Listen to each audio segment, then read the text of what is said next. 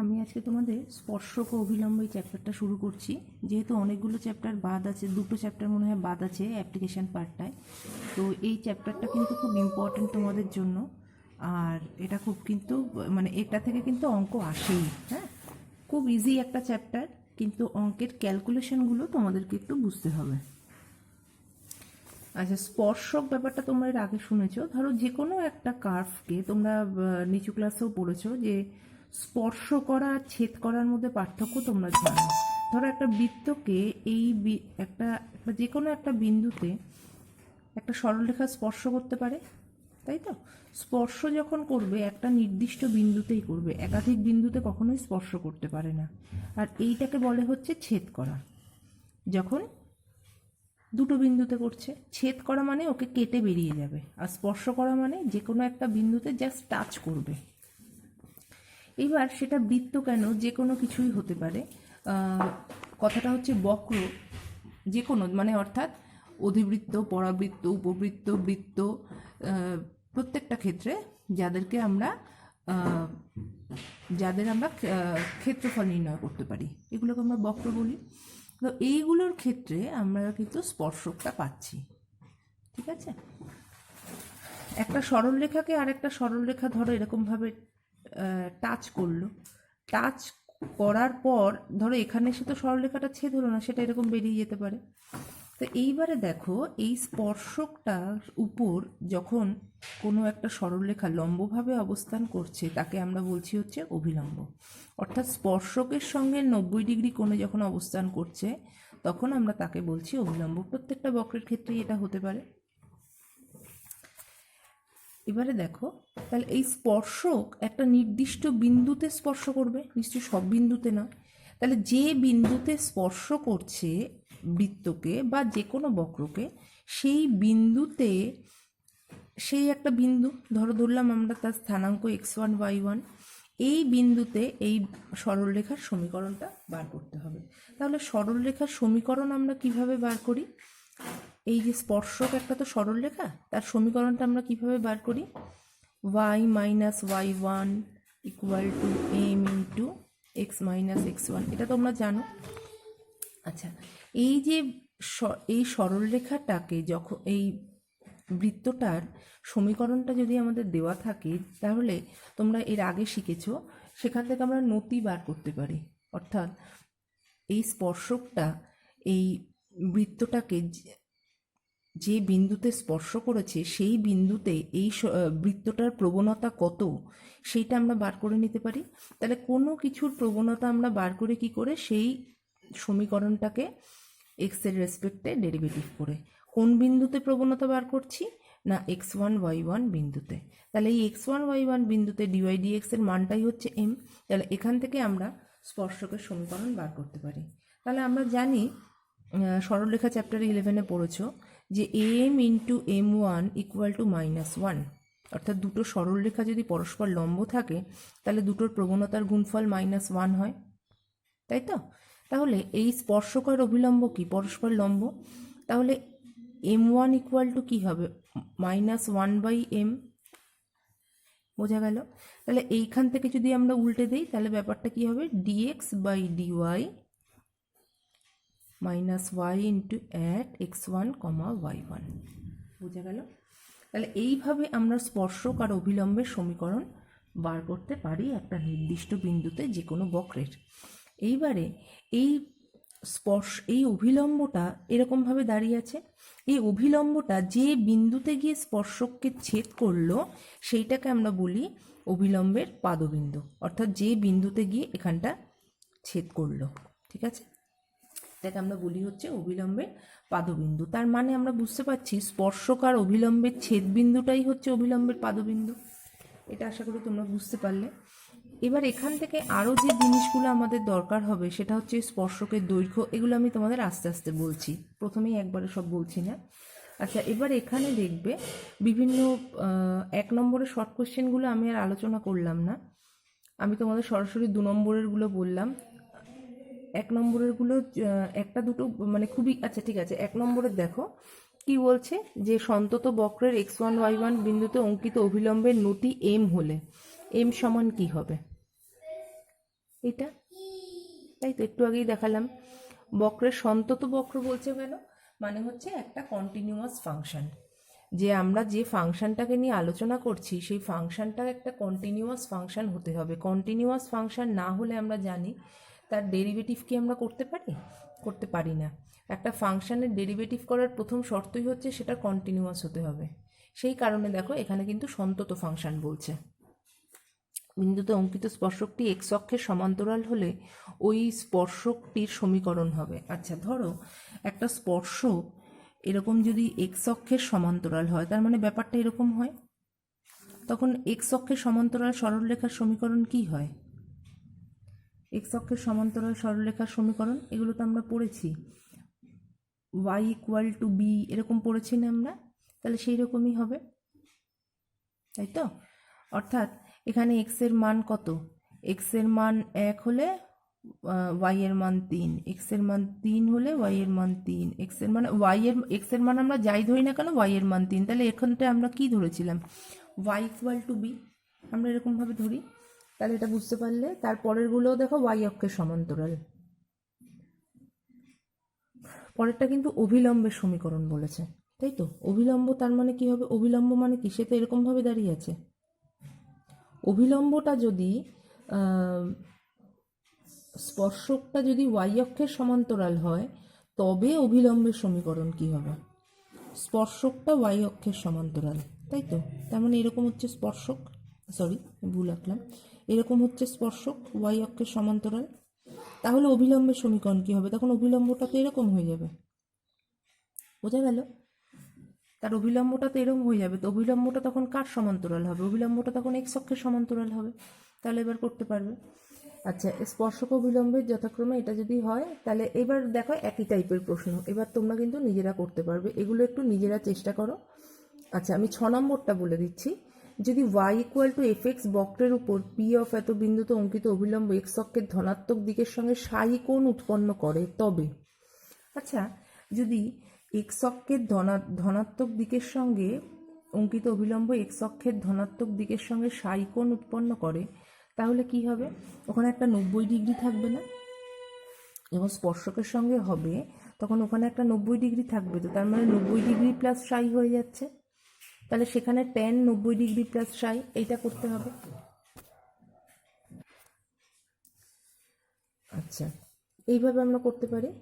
এইবারে দেখো এই যে এক্স ইকুয়াল টু এই জিনিসগুলো আছে, এবার একটু বলে দিই। এই যে প্রতিটা বক্রের ক্ষেত্রে আমরা কিভাবে তার তোমাদের সিলেবাসে সম্ভবত সঞ্চারপথটা ছিল না। সঞ্চারপথের ক্ষেত্রে সঞ্চারপথ মানে কি করি? অর্থাৎ কোনো একটা বিন্দু যখন চলমান অবস্থায় রয়েছে এইসব বক্রের ওপর, সেই বিন্দুগুলোর একটা সাধারণ স্থানাঙ্ক আমরা ধরে নিই, যেটা ওই সূত্রটাকে স্যাটিসফাইড করে। যেমন বৃত্তের ক্ষেত্রে x square plus y square equal to a square, ঠিক আছে? এক্ষেত্রে আমরা যদি এক্স সমান এ সাইন থিটা, ওয়াই সমান এ কস থিটা এরকমভাবে ধরি, তাহলে কি হচ্ছে? এ স্কোয়ার হচ্ছে। তাহলে এই থিটার বিভিন্ন মানের জন্য এক্স আর ওয়াই এর আমরা বিভিন্ন মান পাচ্ছি, ঠিক আছে? ঠিক একইভাবে অধিবৃত্তের জন্য আমরা তখন কি ধরি? অধিবৃত্তের জন্য ধরি নর্মালি, অর্থাৎ এই সমীকরণের জন্য Y square equal two 4ax, এই সমীকরণের জন্য আমরা কি ধরি? এটি স্কোয়ার 2at, ঠিক আছে? তাহলে 2at হলে কি হবে? 4s, দেখো ডান দিকে বসাচ্ছি 4a স্কোয়ার টি স্কোয়ার, বাঁ দিকে বসাও 4a ইন্টু এটি স্কোয়ার, তাহলে কি হলো? দুপাশটা 4a স্কোয়ার টি স্কোয়ার হলো। ঠিক একই, অর্থাৎ এমন বিন্দু আমরা ধরছি যেটা সমীকরণকে স্যাটিসফাইড করে। এবার যদি আমি x square equal two 4ay ধরি তখন এটা উল্টে যাবে, তাই তো? এইবারে দেখো যদি আমাদের উপবৃত্ত দেয় তখন আমরা কি ধরি? যদি আমাদের উপবৃত্ত দেয়, উপবৃত্তের ক্ষেত্রে আমরা কি ধরি? X equal to a cos theta আর ওয়াই ইকুয়াল টু যদি আমরা এ সাইন থিটা ধরি, তাহলে আমরা কি পাচ্ছি? দেখো এই সূত্রটাকে স্যাটিসফাইড করছে। তাহলে বৃত্তের ক্ষেত্রে কিন্তু এইটা ধরার দরকার নেই। বৃত্তের ক্ষেত্রে এটা তো 0 0 বিন্দুতে, বৃত্তের ক্ষেত্রে এটা ধরার দরকার নেই। নর্মালি x1 y1 ধরেই আমরা করতে পারি। আর পরাবৃত্তের ক্ষেত্রে ধরবো যেহেতু মাইনাস থাকবে A sec theta B tan theta. ঠিক আছে, তাহলে এই যে বিন্দুগুলো, এই বিন্দুগুলো হচ্ছে একটা সাধারণ সমীকরণ। এটা উপবৃত্ত, পরাবৃত্ত, বৃত্তের এগুলো সাধারণ একটা বিন্দু ধরে নেওয়া, অর্থাৎ এইভাবেই আমরা এই বিন্দুগুলো আমরা ধরবো, যেটা ধরে আমরা সমীকরণে বসাতে আমাদের সুবিধা হবে। আচ্ছা, এবারে দেখো তাহলে 7 নম্বর অঙ্কটা কি বলছে। আচ্ছা, এবারে দেখো এই যে এগুলো রয়েছে যে x square plus 4y equal to অধিবৃত্তের এত অঙ্কিত অভিলম্বের নতি। তা আমরা কি করব, এই সমীকরণটা থেকে অভিলম্ব মানে আমাদের ডিএক্স বাই ডিওয়াই বার করতে হবে অ্যাট এই বিন্দুটা। তাহলে ডিএক্স বাই ডিওয়াই বার করে এই বিন্দুটা বসিয়ে তো আমরা সেখান থেকে নতি বার করতে পারছি। এত সমপরাবৃত্তের, এই সমপরাবৃত্তের ক্ষেত্রে আমরা এই বিন্দুটা এইভাবে ধরি city vice C by T. কারণ দেখো এখানটা বসিয়ে দাও, এখানটা বসিয়ে দিলে এই পাশটা চলে আসবে। নর্মাল হচ্ছে সমপরাবৃত্তের সূত্র কি, x y equal to c square, x y equal to c square. তাহলে এইখানটা বসিয়ে দিলে দেখো দুপাশটা স্যাটিসফাইড করছে। এটা হচ্ছে সমপরাবৃত্তের সমীকরণ x y equal to c square. তাহলে এখানটা যদি বসিয়ে দাও এইসব স্যাটিসফাইড করবে।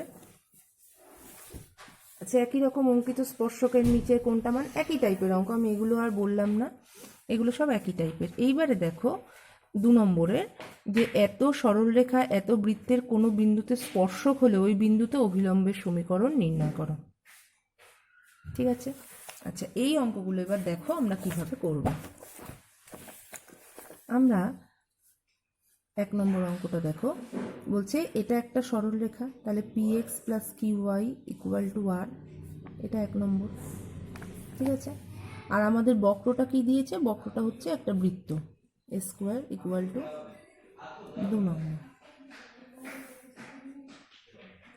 তাহলে আমাদের কি বলছে, এই অঙ্কগুলো একই টাইপের প্রত্যেকটা ক্ষেত্রে। আমি এইটা করে দিচ্ছি, পরেরটা তোমরা নিজেরা করতে পারবে। কি বলছে যে এত সরলরেখা এত বৃত্তের কোনো বিন্দুতে স্পর্শক হলে, তাহলে আমি ধরে নিলাম x1 y1 বিন্দুতে স্পর্শক হবে। তাহলে x1 y1 বিন্দুতে যদি এর স্পর্শক আমাদের বার করতে হয় তাহলে আমরা কি করব, তাহলে এই বিন্দু এর আগে আমরা ডিওয়াই বাই ডিএক্স বার করব। তাহলে ডিওয়াই বাই ডিএক্স যদি বার করি তাহলে কি হচ্ছে 2y into dy by dx equal to 0। তাহলে 2 2 কেটে দিলে কি হচ্ছে y dy by dx equal to minus x. তাহলে dy by dx equal to minus x by y. তাহলে এটা এই যে নতিটা আমরা কোন বিন্দুতে ধরেছি না x1 y1 বিন্দুতে। তাহলে এবারে দেখো তাহলে আমরা কি করতে পারি, তাহলে আমাদের কোন বিন্দুতে নতি বার করতে হবে না x1 y1 বিন্দুতে। তাহলে আমরা কি লিখলাম dy by dx at x1 y1। ঠিক আছে, তাহলে কি হলো x1 বাই y1 হলো। তাহলে এই যে আমরা নতিটা পেলাম এটা কার নতি না, এটা হচ্ছে স্পর্শকের নতি। তাহলে স্পর্শকের সমীকরণ কি হবে, কোন বিন্দুতে স্পর্শকের সমীকরণ বার করবো না x1 y1 বিন্দুতে। তাহলে স্পর্শকের সমীকরণ কি হবে y minus y1 equal to minus x1 by y1 by x minus x1। ঠিক আছে, তাহলে এখানটা যদি কোনাকুনি গুণ করে দিই আমরা কি পাচ্ছি y y1 minus y1 square equal to minus x x x1 plus x1 square. ঠিক আছে, তাহলে y y1 plus x x1 equal two x1 square y1 square. আচ্ছা দেখো এই যে x1 স্কোয়ার y1 স্কোয়ার, এটা এই x1 y1 বিন্দুটা তো বৃত্তে আছে, বৃত্তকে ওই বিন্দুতে 1 নম্বর সরলরেখাটা স্পর্শ করেছে, তার মানে x1 y1 বিন্দুটা এই বৃত্তের উপর অবস্থিত। তাহলে এই বিন্দু এই সমীকরণটা এই বিন্দুটা এই সমীকরণটাকে স্যাটিসফাইড করে, তার মানে আমরা এই জায়গাটায় লিখে দিতে পারি এ স্কোয়ার। বুঝতে পারলে, তার মানে এই যে সমীকরণটা আমরা পেলাম y y1 plus x x1 equal to y a square, এটা হচ্ছে আমাদের 3 নম্বর সমীকরণ। তাহলে এটাও বৃত্তের x1 y1 বিন্দুতে স্পর্শক, এটাও একটা স্পর্শক। তার মানে আমরা ধরে নিচ্ছি যে কোনো বিন্দু বলেছে, তার মানে ধরে নিচ্ছি x1y1 বিন্দুতে, তাহলে x1y1 বিন্দুতে যদি স্পর্শ করে থাকে তাহলে ব্যাপারটা কীরকম হবে, px1 plus qy1 equal to r। তাই যদি হয় তাহলে এই সমীকরণটার এই সমীকরণটা সেম, তাহলে এই দুটোকে যদি আমাদের তুলনা করতে হয় তাহলে আমরা কি পাচ্ছি, p by y equal to q by x equal to r by square. ঠিক আছে, সরি, p বাই y1 এই যে এটার সঙ্গে আমরা যখন তুলনা করছি এটাও সমীকরণ গঠন হয়ে গেছে, এটা আমাদের পরে কাজে লাগবে, আমি একটু ভুল বলে ফেললাম, এটা আমাদের পরে কাজে লাগবে, এইটা আর এইটা সমীকরণ। ঠিক আছে, তাহলে আমরা কি পাচ্ছি, p by y1 q by x1 equal to r by square. তাহলে আমরা এখান থেকে y1 এর মান কত পাচ্ছি, y1 equal to p square by r, x1 equal to q square by r। ঠিক আছে, তাই যদি হয় তাহলে এবার দেখো ওই বিন্দুতে বৃত্তটির অভিলম্বের সমীকরণ, তাহলে এর প্রবণতা এবার কত হবে, তাহলে dx by dy by x1 y1 এটা কত হবে, এটাকে -1 দিয়ে গুণ করে আমাদের উল্টে দিতে হবে, তাহলে -1 দিয়ে গুণ করলে প্লাস হয়ে গেল, আর উল্টে দিলে হলো y1 বাই x1। ঠিক আছে, এইবার তাহলে অভিলম্বের সমীকরণটা বার করে ফেলি, তাহলে অভিলম্বের সমীকরণ কি হলো, y minus y1 y1 by x1 x minus, এইবার এখানটা কোনাকুনি গুণ করে দাও, সরি, তাহলে গুণ করলে কি পাচ্ছি, y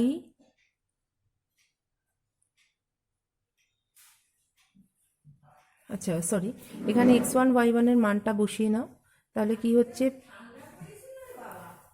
p square by r into r by q square. তাহলে এগুলো কোনাকুনি কেটে কুটে নিয়ে তার মানে এখানে সরাসরি শুধু কি বসবে, p বাই কিউ, এখানে শুধু বসলো p by q by x into q square by r. এবার কোনাকুনি গুণ করে সমীকরণ গঠন করে নেব, বুঝতে পারলে? তাহলে একই রকম আমরা 2 নম্বরটা করব। এবার বলছে এত উপবৃত্তের কোন বিন্দুতে স্পর্শক এক্স অক্ষের সমান্তরাল, কোন বিন্দুতে এক্স অক্ষের উপর লম্ব সেটিও নির্ণয় করো। আচ্ছা, প্রথম কথা, এই উপবৃত্তের উপর অবস্থিত কোন বিন্দুতে স্পর্শক এক্স অক্ষের সমান্তরাল। আচ্ছা, এক্স অক্ষের সমান্তরাল যখন একটা সমীকরণ হয় তখন তার নতি কি হয়, এমটা হচ্ছে 0। তাহলে এখান থেকে আমরা প্রথমে সমীকরণটা এখান ডিওয়াই বাই ডিএক্স বার করে সেটা ইকুয়াল টু 0 করে দেবো, তাহলে সেখান থেকে একটা মান পাবো। ঠিক আছে, এবার স্পর্শক এক্স অক্ষের উপর লম্ব, এবার এক্স অক্ষের উপর লম্ব যদি হয় তখন সেই মানটাও আমরা বার করতে পারছি। এক্স অক্ষের উপর লম্ব হলে তখন নতিটা কি হচ্ছে, এম এর মান tan 90, তার মানে কি হয়ে যাচ্ছে 1 করে দেবো, তাহলে 0 হয়ে যাবে। আচ্ছা, এরপরেরটা দেখো, অধিবৃত্তের যে কোনো বিন্দুতে স্পর্শক এক্স অক্ষের সমান্তরাল হতে পারে কি, যুক্তিসহ উত্তর দাও। আচ্ছা, প্রথম কথা হচ্ছে এর স্পর্শক আমরা মান বার করলাম, সেই মানটা, প্রবণতার মানটা যদি আমরা 0 দেখাতে না পারি তাহলে কখনোই হতে পারবে না। এবার যুক্তিসহ উত্তর দাও, অর্থাৎ কি, যদি ওটা 0 হয় তবেই সম্ভব, না হলে সম্ভব না। অর্থাৎ কোন বিন্দুতে তার অভিলম্ব এক্স অক্ষের সমান্তরাল, একই টাইপের অঙ্ক দেখো। আচ্ছা, এর লম্ব হবে, এবার এটা বিন্দুতে অঙ্কিত স্পর্শক দুটি পরস্পর সমকোণে ছেদ করে। আচ্ছা, কি বলছে দেখাও যে এত বক্রের এত এবং এত বিন্দুতে অঙ্কিত স্পর্শক দুটি পরস্পরকে সমকোণে ছেদ করে। ঠিক আছে, তাহলে কি করবে, প্রথম কথায় নতি বার করবে, তারপর এই দুটোর এখান থেকে এই বিন্দুতে ডিওয়াই বাই ডিএক্স বার করবে, এই বিন্দুতে ডিওয়াই বাই ডিএক্স বার করবে। এবার যদি দুটোর গুণফল -1 হয় তবে তারা সমকোণে ছেদ করেছে। তারপরে দেখো সব একই টাইপের অঙ্ক। তো এই পর্যন্ত আমি আর একই বলে আমি আর এগুলো করালাম না, স্পর্শক অভিলম্ব কীভাবে বার করতে হয় তোমাদের দেখিয়ে দিলাম। একই টাইপের যেহেতু অঙ্ক, তোমরা করবে হচ্ছে 26 পর্যন্ত। স্পর্শকের দৈর্ঘ্য আমি এখনো বলিনি, 26 পর্যন্ত। ঠিক আছে, তাহলে এইভাবে তোমরা এই অঙ্কগুলো কিন্তু করো। আমি আবার কিছুদিন পর নতুন জিনিস আবার পড়াবো।